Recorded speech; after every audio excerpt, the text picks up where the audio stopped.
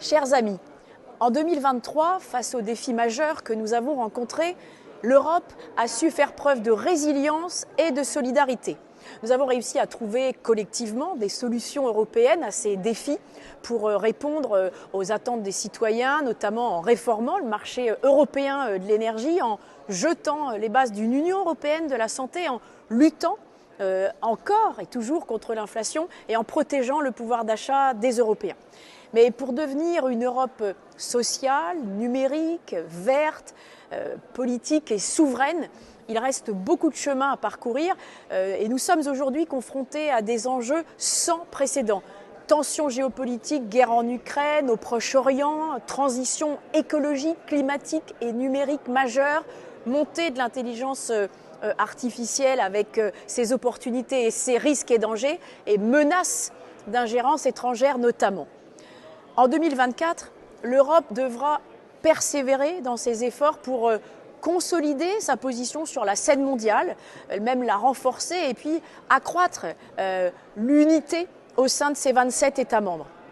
2024 marquera aussi le 80e anniversaire du débarquement en Normandie. Cet événement historique nous rappelle l'importance de la paix, l'importance de la coopération entre les nations.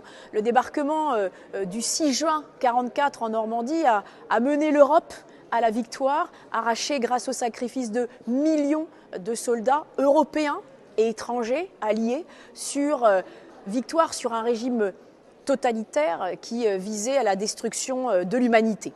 Et c'est sur ces plages de Normandie qu'est née l'Union européenne. Ancienne maire d'une commune normande du Calvados, libérée par les alliés canadiens et britanniques, et actuellement présidente de la délégation des relations avec le Canada et membre de celle avec les États-Unis au Parlement européen, je mesure pleinement, depuis mon enfance, que l'Europe est une chance et une évidence, mais elle est fragile. 80 ans plus tard, la guerre revient sur notre vieux continent, aux portes même de l'Union européenne, et les replis nationalistes et populistes se réveillent brutalement.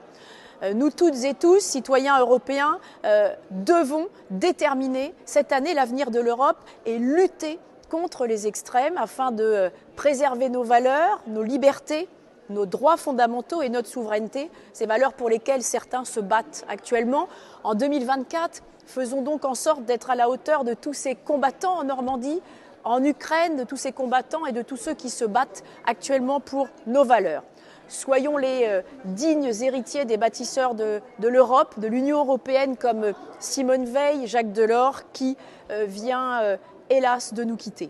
Et en cette nouvelle année, je tenais à vous adresser mes vœux les plus chaleureux. À toutes et tous, je souhaite une année 2024 pleine de santé, d'espoir, de joie et de réussite.